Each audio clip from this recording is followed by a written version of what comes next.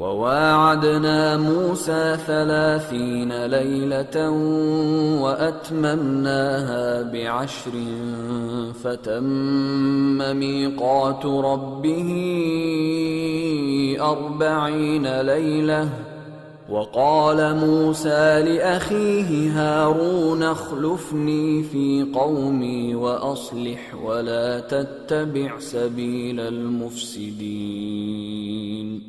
ولما جاء موسى لميقاتنا وكلمه ربه قال رب أرني أنظر إليك قال لن تراني ولكن انظر إلى الجبل فإن استقر مكانه فسوف تراني.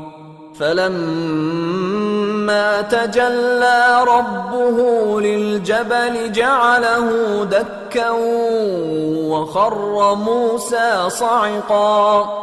فلما أفاق قال سبحانك تبت إليك وأنا أول المؤمنين.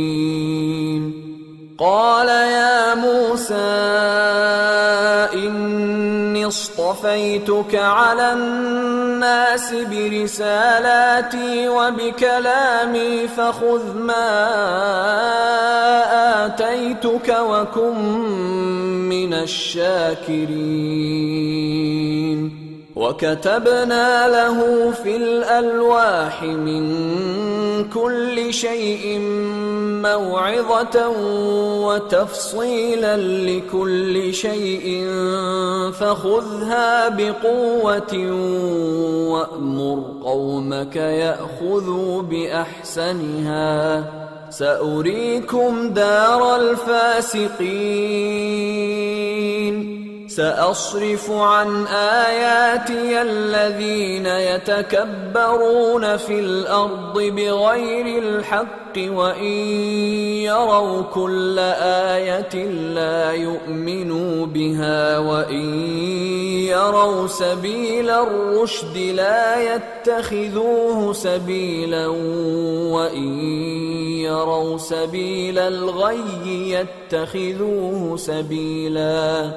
ذلك بأنهم كذبوا بآياتنا وكانوا عنها غافلين. والذين كذبوا بآياتنا ولقاء الآخرة حبطت أعمالهم هل يجزون إلا ما كانوا يعملون। और हमने मूसा से 30 रात की मियाद मुकर्रर की और 10 रातें और मिलाकर उसे पूरा चिल्ला कर दिया। तो उसके परवरदिगार की 40 रात की मियाद पूरी हो गई और मूसा ने अपने भाई हारून से कहा कि मेरे कोहे तूर पर जाने के बाद तुम मेरी कौम में मेरे जानशी हो और उनकी इस्लाह करते रहना और शरीरों के रास्ते पर न चलना। और जब मूसा हमारे मुकर्रर किए हुए वक्त पर कोहे तूर पर पहुंचे और उनके परवरदिगार ने उनसे कलाम किया तो कहने लगे कि ऐ परवरदिगार मुझे अपना जलवा दिखा कि मैं तेरा दीदार करूं। फरमाया कि तुम मुझे हरगिज न देख सकोगे, हाँ पहाड़ की तरफ देखते रहो, अगर ये अपनी जगह पर कायम रहा तो तुम मुझको देख सकोगे। फिर जब उनके परवरदिगार ने पहाड़ पर तजल्ली की तो उसको रेजा रेजा कर दिया और मूसा बेहोश होकर गिर पड़े। फिर जब होश में आए तो कहने लगे कि तेरी जात पाक है और मैं तेरे हुजूर में तौबा करता हूं और जो ईमान लाने वाले हैं उनमें सबसे अव्वल हूं। फरमाया ए मूसा मैंने तुमको अपने पैगाम और अपने कलाम से नवाजकर लोगों से मुमताज किया है, तो जो मैंने तुमको अता किया है उसे थामे रखो और मेरा शुक्र बजा लाओ। और हमने तौरात की तख्तियों में उनके लिए हर किस्म की नसीहत और हर चीज की तफसील लिख दी।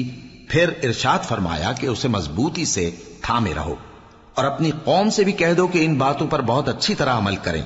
मैं अनकरीब तुमको नाफरमान लोगों का घर दिखाऊंगा। जो लोग जमीन में नाहक तकब्बुर करती हैं उनको अपनी आयतों से फेर दूंगा। अगर ये सब निशानियां भी देख लें तब भी उन पर ईमान न लाएं, और अगर भलाई का रास्ता देखें तो उसे अपना रास्ता न बनाएं, और अगर बुराई की राह देखें तो उसे रास्ता बना लें।